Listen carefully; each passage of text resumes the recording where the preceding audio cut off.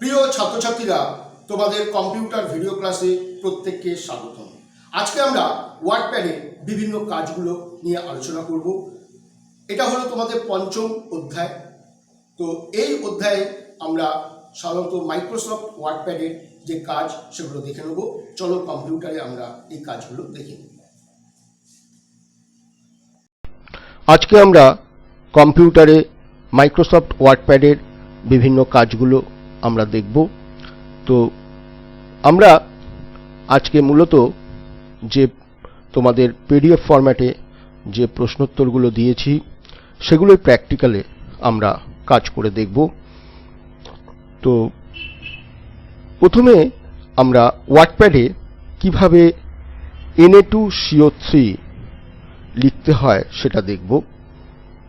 তো প্রথমে আমরা ওয়ার্ডপ্যাড খুলে নেব, স্টার্ট বাটনে ক্লিক করব, অল প্রোগ্রামসে যাব, তারপর অ্যাক্সেসরিজে যাব, তারপর ওয়ার্ডপ্যাড অপশানে ক্লিক করলেই ওয়ার্ডপ্যাড উইন্ডো আমাদের সামনে খুলে যাবে।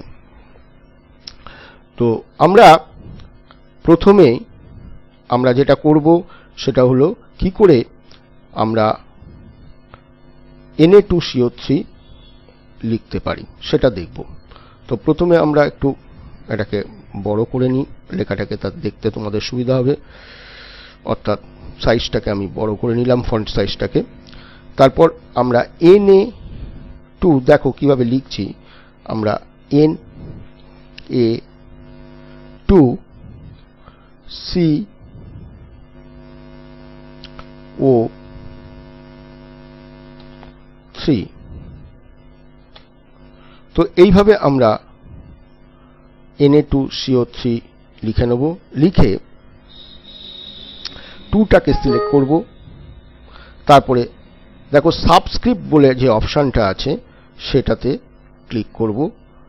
আবার 3টাকে সিলেক্ট করে আমরা ঠিক একইভাবে সাবস্ক্রিপ্ট অপশানে, অর্থাৎ ফন্ট হোম ট্যাবের ফন্ট গ্রুপের সাবস্ক্রিপ্ট অপশানে আমরা ক্লিক করব। তাহলে দেখো Na2CO3 লেখাটা হয়ে যাবে।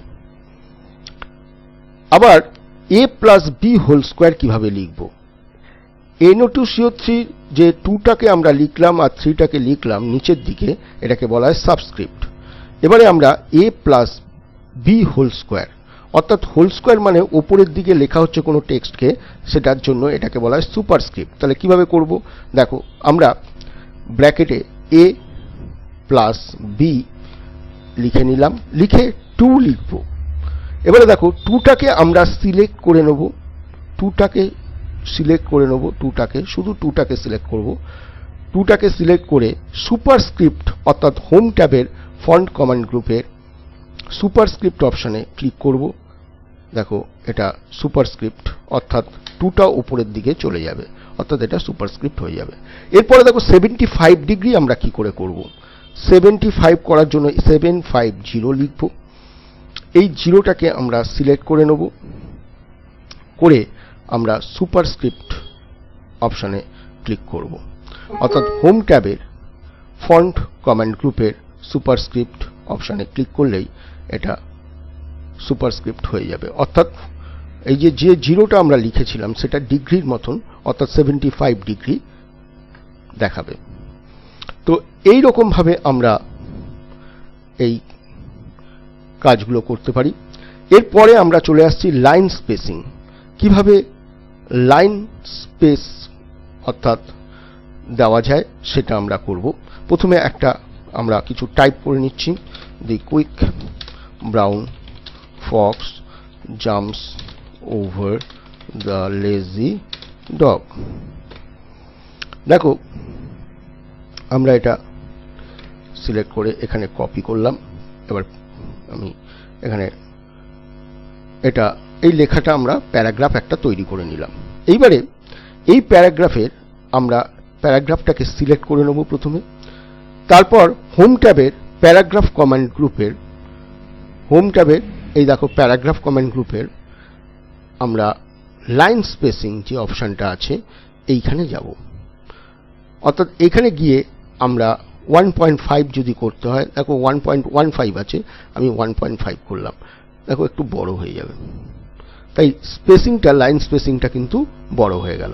অর্থাৎ প্রয়োজন মতন আমরা এখান থেকে কিন্তু সিলেক্ট করে নিয়ে আমরা এই কাজটা করতে পারি। তাহলে প্রথমে সিলেক্ট করে নেব, করে নিয়ে হোম ট্যাবের প্যারাগ্রাফ কমান্ড গ্রুপের আমরা লাইন স্পেসিং বাটনে ক্লিক করে পছন্দ মতন আমরা লাইন স্পেসিং সিলেক্ট করে নেব। এটা 2 করলাম, দেখো এত বড় হয়ে গেল।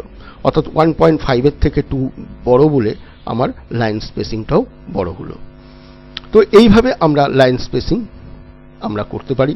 এরপরে চলে আসব কি করে আমরা কাট পেস্ট ও কপি পেস্ট করতে পারি।